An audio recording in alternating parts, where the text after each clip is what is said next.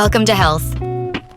Today's episode looks into the concept of the inner critic versus the inner coach. We will look into practical strategies for suppressing the inner critic and boosting the supportive inner coach, including acknowledging its presence, challenging negative claims, using positive affirmations, reinforcing positive messages, and seeking support from trusted individuals. Ever feel like you have this director in your head, but they are really bad at giving pep talks? Today, we are diving deep into that inner voice. Right. Specifically, how to trade in your inner critic for a way more supportive inner coach. Right. You've given us some great research on this. Yeah. Article studies the works. It's a fascinating area. Yeah. And surprisingly common, even if we don't always talk about it openly. Right. Yeah, But that's why we're here. Right. So no more suffering in silence. exactly. Before we get into the how of transforming that inner voice, Okay. let's define what we mean by inner critic versus inner coach, just Yeah. so we're all on the same page. Great point. Think of your inner critic as that voice that loves pointing out flaws, dwelling on mistakes, basically anything to bring you down. It thrives on doubt, blame, and those should-have statements that can really chip away at your confidence. It's scarily accurate. Yeah. Mine specializes in worst-case scenarios. Right. Like it's auditioning for a disaster movie soundtrack. Right. And then there's the inner coach. Okay.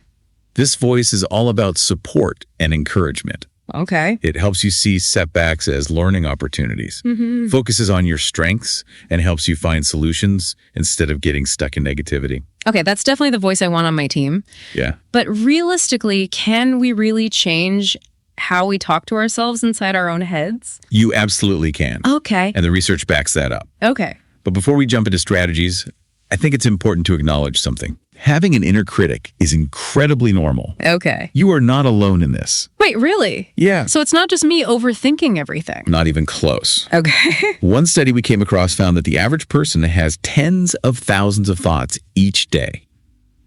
And a whopping 80% of them tend to be negative. 80%. Yeah. Wow. Yeah.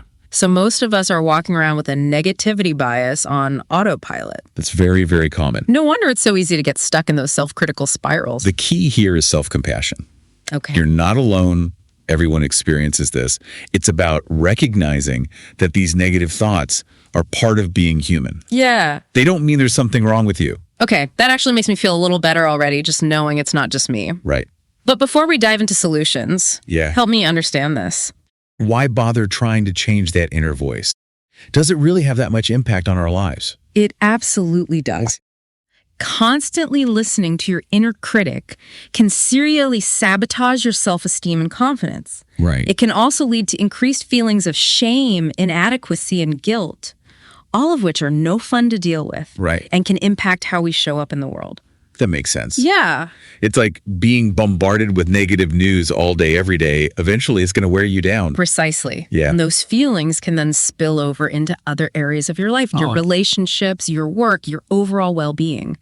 So taming this inner critic isn't just some fluffy self-help thing. Right. It can have a real tangible impact on our happiness and success. So how do we combat this negativity? The research you gathered, did it offer any practical advice? Absolutely. So we've established that taming our inner critic can lead to some major life improvements. Right. But how do we actually do it? Did the research have any tips? Absolutely. Okay. One source, DK Therapy, outlined 5 practical tips that really resonated with me. 5 tips to a calmer, more confident me. Yeah. I'm all ears. The first one might seem obvious, but it's often overlooked. Oh, You have to learn to recognize when your inner critic is showing up in the first place. So become more aware of those negative thought patterns. Right. Easier said than done, I imagine. It can be tricky at first because that negative self-talk can become so automatic that we barely even notice it anymore. Right. But like any habit, awareness is the first step to breaking free.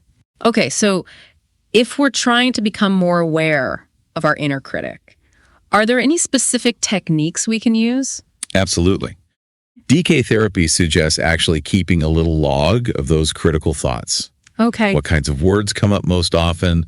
What seems to trigger those thoughts? Right. You might start to see some interesting patterns emerge. Okay. For example, Yeah. maybe you notice that your inner critic goes into overdrive on Sunday nights or right before a big presentation at work. Interesting. Yeah. So it's like figuring out their MO which almost makes them seem a little less intimidating. Exactly. Knowledge is power. Yeah. And once you start to understand your inner critic's patterns and triggers, Yeah. you can start to challenge them more effectively. Which brings us to tip number 2. Yes. Once you've identified when and how your inner critic tends to pipe up, Yeah. the next step is to challenge the validity of those negative thoughts. Oh, I like this. Yeah. So it's like taking those negative thoughts to court, gathering evidence and building a case. Exactly. I love it. Let's say your inner critic is having a field day about how you totally messed up that presentation at work. Yep. Been there. What's the actual evidence? Right. Did you maybe stumble over your words once or twice? Right. Okay, that happens to everyone. Right. Did the entire presentation go up in flames? Probably not. Okay. Our inner critic often blows things way out of I proportion. know 100%. Yeah. My inner critic is a master of exaggeration. Right. Yeah. And that's where challenging those thoughts comes in. By looking for evidence both for and against the critic's claims, Okay. you can start to reframe that criticism into something more realistic and hopefully less emotionally charged. So we're aware of the critic. We're challenging their negativity. Right. What's the next step in our inner transformation? This is where we shift from defense to offense. Tip number 3 is all about positive affirmations. Okay. And before you dismiss this as some fluffy self-help tactic, Right. there's actually some fascinating neuroscience behind why affirmations work. Research has shown that when we practice positive affirmations, Yeah. even simple phrases like, I am capable or I am worthy, Okay. it activates the areas of our brains that are associated with positive self-perception. So it's like we're literally rewiring our brains to focus on the good stuff. Precisely. Wow. And it doesn't have to be complicated. Okay. Even small, consistent efforts can make a big difference over time. This is really making me rethink my self-talk habits. Yeah. Okay, what's tip number 4? Okay. How do we keep this positive momentum going? Tip number 4 is all about reinforcing those positive messages. Okay. One powerful way to do this is by writing down your positive qualities, your talents, your accomplishments. Basically creating a positivity portfolio that you can refer back to whenever that inner critic starts to rear its ugly head. I love that. Yeah. It's like creating a go-to list of evidence to combat those negative thoughts. Exactly. Yeah. It's not about being arrogant or boastful. Right. It's about reminding yourself of your own awesomeness. And having that reminder readily available can be incredibly powerful when you're feeling down on yourself. So we're challenging negative thoughts. We're amplifying the positive. Right. What's the final tip to round out this inner makeover? This one's simple, but so important. Okay. Remember, you're not alone in this journey. Okay. Remember that statistic we mentioned earlier about how 80% of our thoughts tend to be negative? Oh, yeah. Yeah. Well, you're one of billions experiencing that. Right. And frankly, that inner critic is probably not going to disappear completely, and that's okay. Right. So it's more about shifting the balance of power. Right. Exactly. Yeah. It's about creating a more compassionate and balanced inner landscape.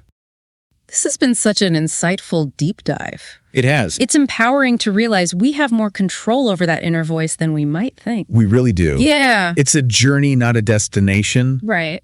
but with a little awareness, a dose of self-compassion, Yeah. and maybe a few well-placed affirmations, Okay. you could start to quiet that inner critic and amplify your inner coach. I love that. Yeah, Leading to a more positive and fulfilling life. exactly. So for you listening as we wrap up, here's something to ponder. What's one small action you can take today to start shifting from critic to coach? Maybe it's trying out a positive affirmation or keeping a journal to track those negative thoughts. Great idea. Remember, even small steps can lead to big changes. They really can. Thanks for joining us on this deep dive, and until next time, be kind to yourselves.